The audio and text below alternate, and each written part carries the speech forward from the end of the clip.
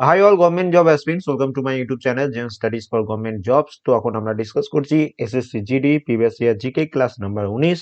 আজকে যে সেটটা ডিসকাস করব এটার এক্সাম হয়েছিল 12/2/2025 ফার্স্ট শিফটে আসা এসএসসি জিডি এক্সামের প্রিভিয়াস ইয়ার কোশ্চেন্স।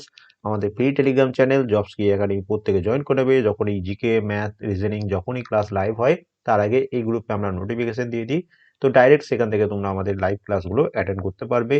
অ্যান্ড তার সাথে তোমরা সবাই জেনে গেছো এসএসসি জি এক্সাম ডেট দিয়ে দিয়েছে আজকে 3 জানুয়ারি, এবং তোমাদের পরীক্ষা হবে ঠিক 50 দিন পর 23 ফেব্রুয়ারি থেকে তোমাদের পরীক্ষা শুরু হয়ে যাবে। 2 থেকে 3 মাস 3 সপ্তাহ ধরে তোমাদের পরীক্ষা চলবে।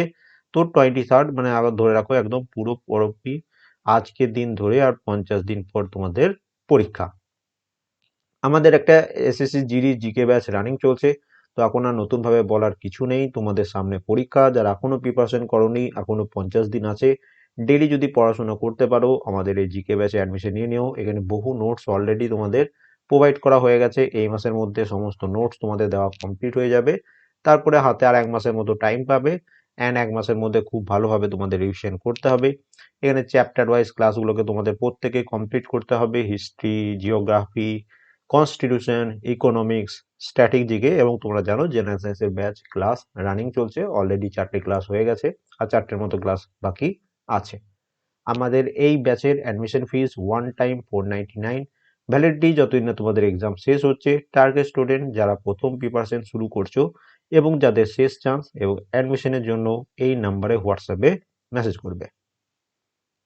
কালকে ক্লাস চলতে চলতে হঠাৎ করে বন্ধ হয়ে গেছিল, তো 15 পর্যন্ত কোশ্চেন্স গুলো হয়েছিল। বাকি যে কোশ্চেন্স গুলো সেগুলো আগে কমপ্লিট করে নিচ্ছি, এবং তারপরে আজকে সেটটা শুরু করব। ঠিক আছে, 5টার মতো কোশ্চেন্স কালকে বাকি পড়ে গেছিল, তো সেটা এখান থেকে শুরু করছি। 16 নম্বর কোশ্চেন্স থেকে সেট নাম্বার 18। 2024 সালের সেপ্টেম্বর অনুযায়ী পঞ্চায়েতি রাজ মন্ত্রকের ক্যাবিনেট মন্ত্রী কে ছিলেন? তো আমাদের যে ক্যাবিনেট মিনিস্ট্রি রয়েছে সেন্ট্রাল গভর্নমেন্টের, কে কোন পদে রয়েছে, এই কারেন্ট অ্যাফেয়ার্সের এই টপিক থেকে প্রশ্ন আসছে, তো তোমাদের কারেন্ট অ্যাফেয়ার্সের ক্লাসে এগুলো করিয়ে দেবো। অ্যান্সার হয়ে যাচ্ছে রাজীব রঞ্জন সিং। নিম্নলিখিত ইভেন্টগুলোর মধ্যে কোন ইভেন্টটি প্রতিযোগিতামূলক যোগাসন ক্রিয়ার অংশ নয়? তো এগুলোর মধ্যে মনে রাখবে যে রিদমিক যোগাসন সিঙ্গেল, অপশন বি তে যেটা রয়েছে এইটা এই প্রতিযোগিতামূলক যোগাসন ক্রিয়ার অংশ নয়। 1973 সালে বিশ্বব্যাপী তেল সংকট পঞ্চম পঞ্চবার্ষিকী পরিকল্পনায় কি প্রভাব ফেলেছিল? তো 5 ইয়ার প্ল্যান তোমাদের কালকেই পঞ্চম 5 ইয়ার প্ল্যান অনেকবার পড়িয়েছিলাম। তো এখানে এটা যেটা অ্যান্সার হতো যে এর ফলে অর্থনৈতিক বিঘ্ন এবং অর্থনৈতিক পুনরগ্রাধিকার ঘটেছিল এই পঞ্চম পঞ্চবার্ষিকী পরিকল্পনায় এই বিশ্বব্যাপী তেল সংকটের কারণে। নিম্নলিখিত কোন সানাইবাদক 1947 সালের 15ই আগস্ট ভারতের স্বাধীনতার দিন জাতীয় পতাকা উত্তোলনের মুহূর্তে দিল্লির লাল কেল্লায় অনুষ্ঠান করেছিলেন? তিনি হলেন কে? বিখ্যাত সানাইবাদক বিসমিল্লাহ খান। অপশন এ হচ্ছে এখানে এটার সঠিক অ্যান্সার। এবার দেখো সানাই বাদ্যযন্ত্র সম্পর্কে সমস্ত এক্সট্রা ডিটেলস পড়বো, কারণ এই স্ট্র্যাটেজিকের এই টপিক থেকে প্রশ্ন আসছে। সবার প্রথম ওস্তাদ বিসমিল্লাহ খান সানাই বাদ্যযন্ত্রের সাথে যুক্ত। ওস্তাদ বিসমিল্লাহ খান তিনি 2001 সালে ভারতরত্ন পুরস্কার পেয়েছেন। কৃষ্ণরাম চৌধুরী তিনিও সানাই বাদ্যযন্ত্রের সাথে যুক্ত। আলী আহমেদ হোসেন তিনিও সানাই বাদ্যযন্ত্রের সাথে যুক্ত। আর সানাই বাদ্যযন্ত্রকে মনে রাখবে মঙ্গল বাদ্য বলা হয়। তো সানাই মঙ্গল বাদ্য নামে পরিচিত। সানাই একটি খাগড়ার যন্ত্র যেটা নল বরাবর 7টা ছিদ্র থাকে সানাই।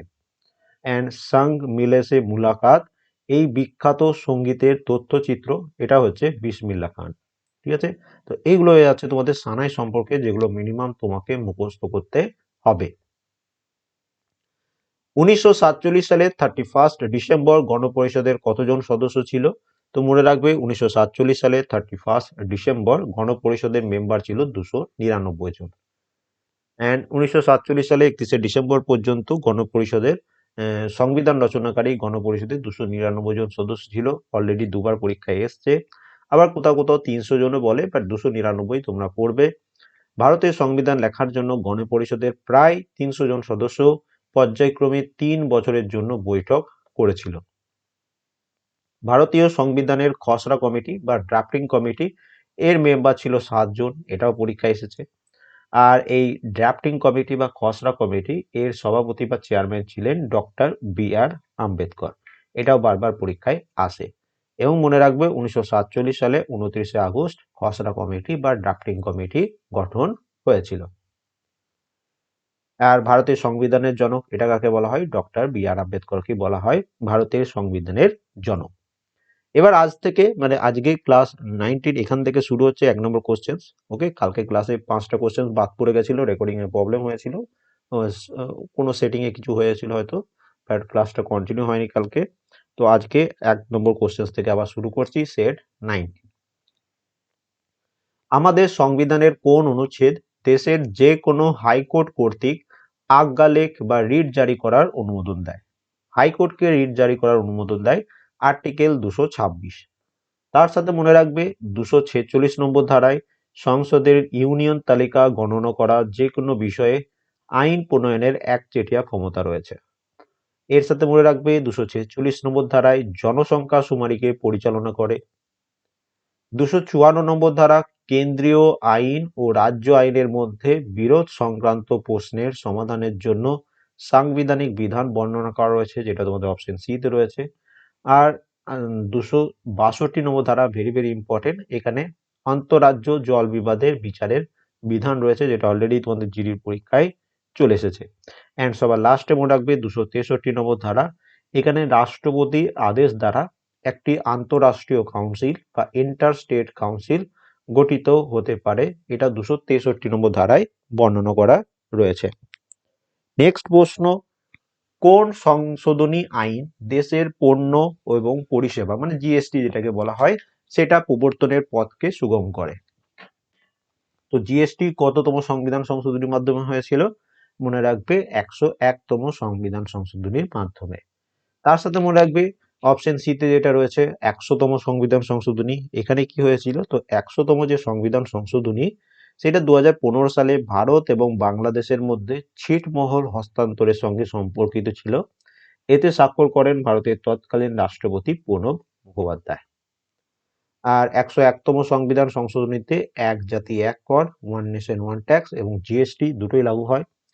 অ্যান্ড 102 নম্বর যেটা অপশন বি তে রয়েছে, এখানে কি হয়? এটা 2018 সালে পাস হয়।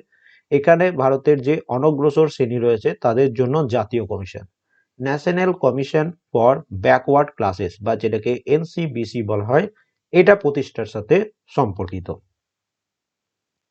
আর আমাদের 103 নম্বর সংবিধান সংশোধনী, এখানে সরকারি চাকরি এবং শিক্ষা প্রতিষ্ঠানে ইকোনমিক্যাল উইকার সেকশন বা ইডাব্লিউএস দের জন্য যে 10% রিজার্ভেশন, সেটা 103তম সংবিধান সংশোধনীতে বর্ণনা করেছে। এবার তুমি যখন পরীক্ষা দিতে যাবে তোমার এগুলোর মধ্যে যে কোনো একটা তোমার পরীক্ষায় চলে আসতে পারে। প্রত্যেকটা অপশনকে আমি ডিটেলসে করিয়ে দিচ্ছি, পিডিএফেও ডিটেলসে পিডিএফে দিয়ে দিচ্ছি। তো যার যেখান থেকে খুশি সে সেখান থেকে কমপ্লিট করবে। অ্যান্ড বিশেষ করে যারা সেলফ স্টাডি করছো তোমরা কিন্তু এক্সট্রা ডিটেলস গুলো খাতায় নোট ডাউন করবে। ওকে, শুধু এমসিকিউ পড়ে যেও না, এমসিকিউ পড়ে গেলে জিকেতে বেশি নাম্বার করতেই পারবে না। বিসিসিআই এর প্রথম সভাপতি কে ছিলেন? তো বিসিসিআই এর প্রথম সভাপতি ছিলেন আর.এ. গ্র্যান্ট গোভার্ন। অপশন ডি হচ্ছে এখানে এটা সঠিক অ্যান্সার। 1909 সালে আইসিসির প্রতিষ্ঠার ফলে ক্রিকেট একটি আন্তর্জাতিক খেলায় পরিণত হয়। আইসিসি সদর দপ্তর কোথায়? তো আইসিসির সদর দপ্তর হচ্ছে ইউএই বা সংযুক্ত আরব আমিরাতে।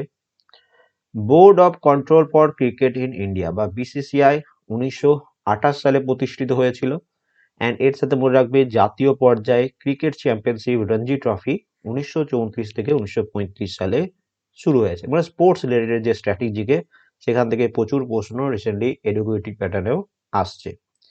সিএস3 সি ডবল তোমাদের ইকুয়াল সিএইচ রাসায়নিক সংকেত বিশিষ্ট কোন অ্যালকাইনটি একটি সুমিষ্ট গন্ধযুক্ত বর্ণহীন তরল গ্যাস হিসেবে পাওয়া যায়? তো সিএস3 সি সিএইচ এটা তোমার 1 প্রোপাইন হিসাবে পাওয়া যায়। এখানে মনে রাখবে এই যে রাসায়নিক সংকেত দেওয়া রয়েছে সিএস3 সি আর সিএইচ, এটা বিশ্লেষণ করলে আমরা দেখতে পাই যে এতে 3টি কার্বন পরমাণু রয়েছে, এই একটা কার্বন, এই একটা কার্বন, এই একটা কার্বন, 3টে কার্বন পরমাণু রয়েছে এবং এরা প্রত্যেকে কার্বন কার্বন ত্রিবন্ধন এ বিদ্যমান। ওকে, 3টে বন্ড রয়েছে এখানে। ঠিক আছে। তো আইপিএসসি নামকরণ অনুসারে 3 কার্বনযুক্ত অ্যালকাইনকে বলা হয় প্রোপাইন। 3 কার্বনযুক্ত অ্যালকাইনকে কি বলা হয়? প্রোপাইন। তো এটা তোমাকে এরকম ভাবেই তুমি অ্যান্সার হয়ে যাবে, অপশন বি হবে এখানে সঠিক অ্যান্সার। মানে এটা কঠিন প্রশ্ন, না পারলেও কোনো অসুবিধা নেই।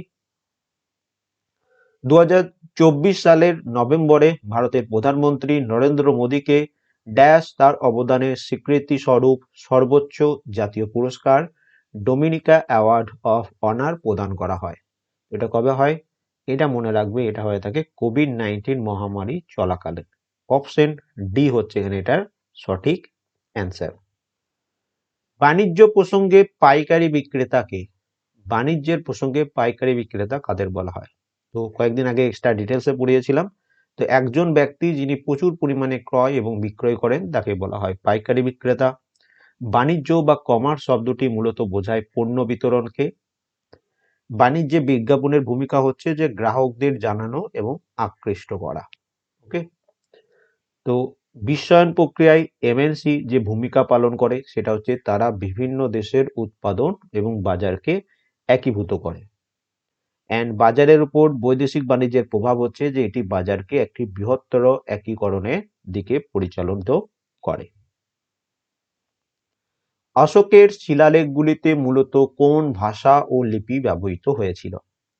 অশোকের শিলালেখগুলিতে মূলত কোন ভাষা ও লিপি ব্যবহৃত হয়েছিল? তো এখানে মনে রাখবে অশোকের শিলালেখগুলোতে প্রাকৃত ও ব্রাহ্মী এই দুটি মানে প্রাকৃত ভাষা এবং ব্রাহ্মী লিপির ব্যবহৃত হয়েছিল। সাথে মনে রাখবে অশোকের ত্রয়োদশ শিলালিপি থেকে আমরা কলিঙ্গ যুদ্ধ সম্পর্কে জানতে পারি। 13তম যে শিলালেখ ছিল বা শিলালিপি ছিল সেখান থেকে আমরা কলিঙ্গ সম্পর্কে জানতে পারি, কলিঙ্গ যুদ্ধ। হাতিগুম্পা শিলালিপি ভারতের ঐতিহাসিক অঞ্চল যেখানে আমরা কলিঙ্গ থেকে খোদাই করা হয়েছিল। জেমস প্রিন্সেপ প্রথম 1837 সালে ব্রাহ্মী এবং খরষ্টি শিলালিপি পাঠোদ্ধার করেন। আর ভারতের মৌর্য সম্রাট অশোক তার শিলালেখ এবং স্তম্ভের জন্য ব্যাপকভাবে পরিচিত ছিলেন। অশোকের অধিকাংশই শিলালিপি প্রাকৃত ভাষায় এবং ব্রাহ্মী লিপিতে লেখা হয়েছিল, এবং এটা দেখো আগেও তোমাদের পরীক্ষায় রিপিট হয়েছে। আর 1958 সালে অশোকের কান্দাহার এডিক্ট আবিষ্কৃত হয়েছিল। এগেন এই প্রত্যেকটা লাইন তোমাকে লাইন বাই লাইন মুখস্থ করতে হবে, যারা সিরিয়াসলি প্রিপারেশন নিচ্ছ এইবারই চাকরি পেতে চাও তাদের জন্য। লাডালাডি হলো ড্যাশের একটি লোকনৃত্য যেখানে নববধূ এবং বরকে কাঁধে তুলে নিয়ে বাকিরা দম্পতিদের ঘিরে নাচ করে। তো লাডালাডি এটাকে কারা এই ড্যান্স ফর্মটা পারফর্ম করে? এটা পারফর্ম করে ভিল ট্রাইব। তার সাথে মনে রাখবে চৈতি শিল্পকর্মীটি পুরুষদের দ্বারা পরিবেশিত হয়, যেখানে তাদের শরীর রামরাস দিয়ে দাগযুক্ত করা হয় এবং তারা সাধারণত হলুদ পোশাক পরে গান গাওয়ার সময় করতালের সাথে নাচ করে। অ্যান্ড এর সাথে মনে রাখবে ভারতের মেঘালয় রাজ্যের গারো জাতি, যেটা অপশন ডি তে রয়েছে, তারা ওয়াঙ্গালা ফেস্টিভ্যাল পালন করে। তো এই বিভিন্ন ট্রাইব রিলেটেড প্রশ্ন পরীক্ষায় আসছে। 2011 সালে অনুষ্ঠিত সঙ্গীত নাটক একাডেমি কার্যনির্বাহী বোর্ডের সভায় নৃত্যের ক্ষেত্রে কতগুলি একাডেমি পুরস্কার দেওয়ার সিদ্ধান্ত নেওয়া হয়েছিল? 2011 সালের অনুষ্ঠিত সঙ্গীত নাটক একাডেমি কার্যনির্বাহী বোর্ডের সভায় 9টি ক্ষেত্রে একাডেমি পুরস্কার দেওয়ার সিদ্ধান্ত নেওয়া হয়েছিল। তো ভারতের নৃত্যের জন্য সর্বোচ্চ পুরস্কার হচ্ছে কি? এই সঙ্গীত নাটক একাডেমি পুরস্কার।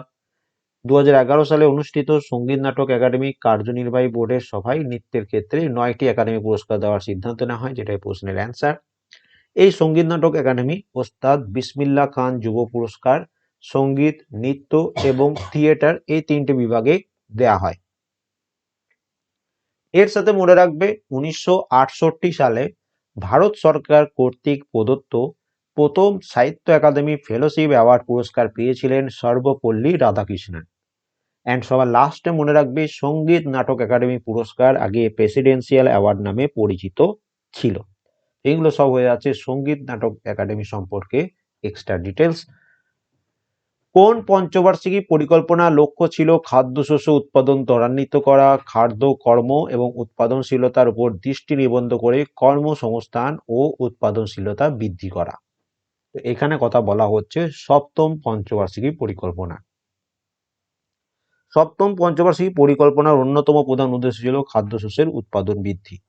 তার সাথে এই প্রথম যে আমাদের 7টা 5 ইয়ার প্ল্যান, এটা স্বনির্ভরতা বা সেলফ রিলায়েন্সকে সবচেয়ে বেশি গুরুত্ব দিয়েছিল।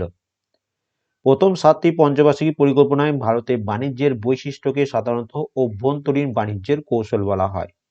অ্যান্ড সবার লাস্টে মনে রাখবে, সপ্তম পঞ্চবার্ষিকী পরিকল্পনার সময় স্বনির্ভর মহিলা এবং অনির্দিষ্ট ক্ষেত্রে কর্মরত মহিলাদের বিষয়ে জাতীয় কমিশন কর্তৃক উপস্থাপিত বিস্তৃত প্রতিবেদনের শিরোনাম হচ্ছে শ্রম শক্তি। তো কঠিন লাগলেও ইকোনমিক্স তোমাকে পড়তেই হবে। নিম্নলিখিত কোনটি সারি এ এবং সারি বি এর সঠিক মিল? দেখো, সারি এ তে বিভিন্ন রোগের নাম, যক্ষা, হেপাটাইটিস, গনোরিয়া, মাম্পস, এবং সারি বি তে কোথায় সেটা আক্রান্ত করে, লালা গ্রন্থি, প্রজনন নালী, ফুসফুস, যকৃৎ, এগুলোর মধ্যে কোথায় করে সেটা তোমার কাছে জানতে চেয়েছে। বাঁ দিকের সাথে ডান দিকের ম্যাচ আপ করতে বলেছে।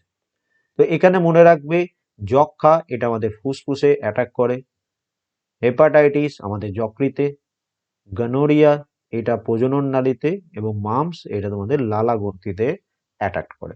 ওকে, 2023 সালের 2রা অক্টোবর বা 2nd অক্টোবর মহাত্মা গান্ধীর কততম জন্মবার্ষিকী পালিত হয়েছিল? তো 2023 সালে এটা 154তম। তাহলে 2024 সালে 155তম হয়েছিল, 2025 সালে 156তম, আর 2026 সালে 157। এবার তোমার পরীক্ষায় যে কোনো একটা আসতে পারে, ঠিক আছে? সেরকম ভাবে মনে রাখবে। আর মনে রাখবে, স্বচ্ছ ভারত অভিযান যে ভারতীয় জাতীয় উৎসবে পালিত হয় সেটা হচ্ছে গান্ধী জয়ন্তীতে।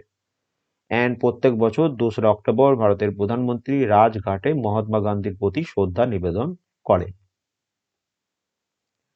জাতীয় পরিসংখ্যান অফিস বা ন্যাশনাল স্ট্যাটিস্টিক্স অফিস এর সমীক্ষার 77তম রাউন্ড অনুযায়ী ভারতের প্রতিটি কৃষক পরিবার গড় মাসিক আয় কত? এখানে আমাদের অ্যান্সার হয়ে যাচ্ছে 10,218 টাকা। সাথে মনে রাখবে, স্বাধীনতার প্রাক্কালে ভারতীয় অর্থনীতি রোজগারের প্রধান উৎস এবং ক্ষেত্র ছিল কৃষিকাজ। ঔপনিবেশিক ভারতে ভারতের জনসংখ্যার প্রায় 85% কৃষির ক্ষেত্রের উপর নির্ভরশীল ছিল, এবং কৃষি খাতে 2019-20 সালে সবচেয়ে বেশি শতাংশ নারী শ্রমিক নিয়োজিত হয়েছে। এবং কৃষি বা এগ্রিকালচার খাতে আমাদের ভূগর্ভস্থ জল সর্বাধিক পরিমাণ ব্যবহার করা হয়ে থাকে। 2024 সালের জুন মাসে মোদী সরকার জাতীয় নিরাপত্তা উপদেষ্টা পদে তৃতীয়বারের জন্য কে নিযুক্ত হন? তো এটা তোমরা সবাই পারবে, অজিত ডোভাল। সাঁতারু শ্রীহরি নটরাজ কোন রাজ্যের বাসিন্দা? এটা একটু কঠিন লাগতে পারে, অ্যান্সার হয়ে যাচ্ছে কর্ণাটক রাজ্যের বাসিন্দা। তার সাথে মনে রাখবে, লন টেনিসের সাথে যুক্ত হচ্ছে রোহন বোপান্না, তিনিও কর্ণাটকে।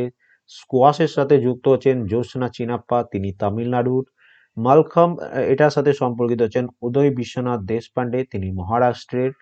সাঁতারের সাথে যুক্ত হচ্ছেন সত্যেন্দ্র সিং লোহিয়া, তিনি মধ্যপ্রদেশের। তার সাথে মনে রাখবে, ব্যাডমিন্টন খেলোয়াড় আনমল খারাব, তিনি হরিয়ানা রাজ্যের। অ্যান্ড সবার লাস্টে মনে রাখবে, মহিলা হকি খেলোয়াড় সবিতা পুনিয়া, তিনিও হরিয়ানা রাজ্যের অধিবাসী। দলিতদের অধিকার প্রচারের জন্য ডক্টর বি.আর. আম্বেদকর কোন সংগঠনটি গঠন করেছিল? দলিতদের অধিকার প্রচারের জন্য ডক্টর বি.আর. আম্বেদকর বহিষ্কৃত হিতকারণী সভা গঠন করেছিল। Doctor B.R.. আম্বেদকর 1927 সালে মহান সত্যাগ্রহের নেতৃত্ব দেন। সাথে মনে রাখবে, টাফ অন পাকিস্তান এর রচয়িতা হলেন ডক্টর বি.আর. আম্বেদকর। টাফ বলছি, thought on Pakistan. Okay, R waiting for a visa এই বইটারও রচয়িতা হচ্ছেন doctor B.R.. Ambedkar. B.R.. Ambedkar এগুলোই ঘুরিয়ে ফিরিয়ে পরীক্ষায় আসে। অ্যান্ড দেখো, ডক্টর বি.আর. আম্বেদকর তিনি মহার কাস্ট বা মহার বর্ণের ছিলেন, এটাও পরীক্ষায় আসে। বিখ্যাত তবলাবাদক ওস্তাদ জাকির হোসেন ড্যাশ সঙ্গীত ঘরানার অন্তর্গত? তো সবার প্রথম তো এটাই পরীক্ষা আসে যে ওস্তাদ জাকির হোসেন কোন বাদ্যযন্ত্র? তোমরা বলবে তবলা। তার সাথে তিনি কোন ঘরানার সাথে? তো তিনি পাঞ্জাব ঘরানার সাথে সম্পর্কিত। আর পণ্ডিত ঈশ্বরী প্রসাদ তিনি কথকের লখনৌ ঘরানার সাথে সম্পর্কিত।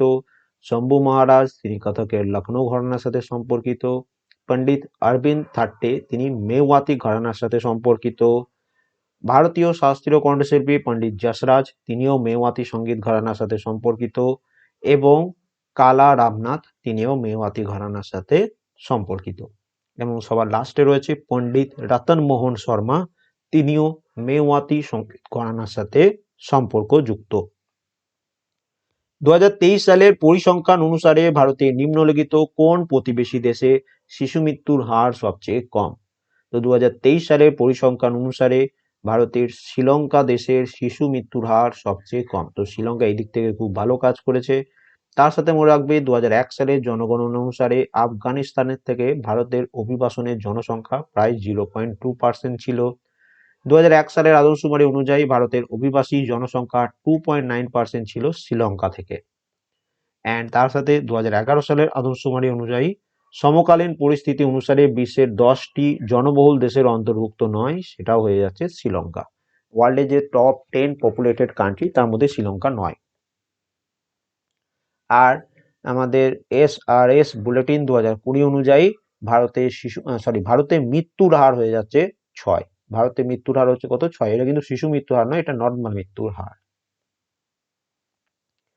একটি আদর্শ রেন গেজ হলো এমন একটি আবহাওয়া নির্ণায়ক যন্ত্র যা একটি পরিমাপক নলের সঙ্গে যুক্ত ড্যাশ সংগ্রাহক অংশ নিয়ে গঠিত হয়, যেটি একটি নির্দিষ্ট সময়ে প্রতি একক ক্ষেত্রফলে বৃষ্টিপাতের পরিমাপ করতে ব্যবহৃত হয়। তো এইখানে কার কথা বলা রয়েছে? এখানে বলা রয়েছে ফানেল আকৃতির। ফানেল আকৃতির এটা হয়ে থাকে। তার সাথে পাইরোনোমিটার, এটি হলো একটি সৌর বিকিরণ পরিমাপক যন্ত্র যা সাধারণ জলবায়ুর গবেষণা এবং আবহাওয়ার কার্যকারিতা পর্যবেক্ষণের জন্য ব্যবহৃত হয়। আর বায়ুমণ্ডলীয় চাপ বা অ্যাটমসফিয়ারিক প্রেসার পরিমাপ করতে ব্যারোমিটার যন্ত্র ব্যবহৃত হয়। ভারতের জনগণনাতে একজন ব্যক্তির স্বাক্ষর হিসাবে বিবেচিত হওয়ার ন্যূনতম বয়স হচ্ছে কত? তো একজন ব্যক্তিকে কখন স্বাক্ষর বলবো? যখন তার বয়স হবে 7 বছর। ওকে, মানে স্বাক্ষর হওয়া গণ্য হিসেবে। এবার স্বাক্ষর বলে কাকে? একজন ভারতবর্ষে একজন স্বাক্ষর কাকে বলে? 2011 সালের আদমশুমারি অনুযায়ী একজন ব্যক্তি যার বয়স 7 বছর বা তার বেশি, তিনি যদি যে কোনো ভাষা বুঝতে, পড়তে এবং লিখতে পারেন, তাকেই স্বাক্ষর বলবে। মনে করো আমাদের পশ্চিমবঙ্গের কোনো একজন আছে যার বয়স 7 বছর বা তার বেশি, সে বাংলা ভাষা বলতে পারে, বাংলা ভাষা পড়তে পারে এবং বাংলা ভাষা বুঝতে পারে, তাকেই আমরা স্বাক্ষর বলবো। ওকে, মানে সে যদি নিচের নামটাও সাইন করে দিতে পারে তাহলে সেও স্বাক্ষর হয়ে যাবে। 1947 সালের স্বাধীনতার সময় ভারতের সাক্ষরতা হার ছিল 12% এবং 1951 সালে আদমশুমারি অনুসারে ভারতের সাক্ষরতা হার ছিল 18.33%। আর 1951 সালে আদমশুমারি অনুসারে ভারতে নারী সাক্ষরতা হার ছিল 8.86%। এটা যে হোমওয়ার্ক দিয়ে দিলাম, নিম্নলিখিত কোন রাজ্যে গালো উপজাতি দ্বারা পপি নৃত্য পরিবেশিত হয়ে থাকে? এটা আগের দিনের হোমওয়ার্ক ছিল, বাট আগের দিনের ক্লাসটা তোমাদের মাঝখানে কেটে গেছিল। তো আজকে এটা হোমওয়ার্ক, ভিডিওটা শেষ হওয়ার পর কমেন্ট করে দিও। অ্যান্ড এগেন আজকে টোটাল 25 কোশ্চেন ডিসকাস করলাম। তো 20+ তো তোমাকে মিনিমাম পেতেই হবে, ঠিক আছে? বা মিনিমাম 18 তো পেতেই হবে তোমাকে, ঠিক আছে? তো ভিডিওটা ভালো লাগলে একটা লাইক করে দিও, সামনে পরীক্ষা, চ্যানেলটা সাবস্ক্রাইব করে নিও, বন্ধুর সাথে একটু শেয়ারও করে দিও। অ্যান্ড এগেন যারা জিকেতে কাঁচা আছো, এখনো 50 দিন টাইম আছে।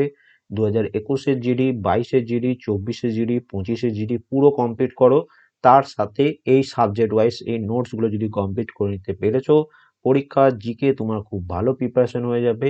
অথবা যারা সেলফ স্টাডি করছো, তোমার কাছে যে বই আছে সেখানে এই চ্যাপ্টারগুলো মার্ক করো অ্যান্ড এই চ্যাপ্টারগুলো খুব ভালোভাবে পড়ো। দেখো তোমরা স্কুল লাইফে ইকোনমিক্স, কনস্টিটিউশন পড়োনি, এইগুলোকে একটু বেশিভাবে জোর দেবে, কারণ ইকোনমিক্স, স্ট্যাটিক জিকে এবং তোমাদের কনস্টিটিউশন এই 3টে সাবজেক্ট থেকে 10টা কোশ্চেন মিনিমাম আসবে। ওকে, অ্যান্ড এই গ্রুপে কেউ যদি অ্যাডমিশন নিতে চাও, one time admission fees 499, validity যতদিন এক্সাম শেষ হচ্ছে। টার্গেট স্টুডেন্ট যাদের প্রথম এবং শেষ চান্স, এবং অ্যাডমিশনের জন্য এই নাম্বারে তোমরা আমাকে মেসেজ করবে, ঠিক আছে? And thank you for watching.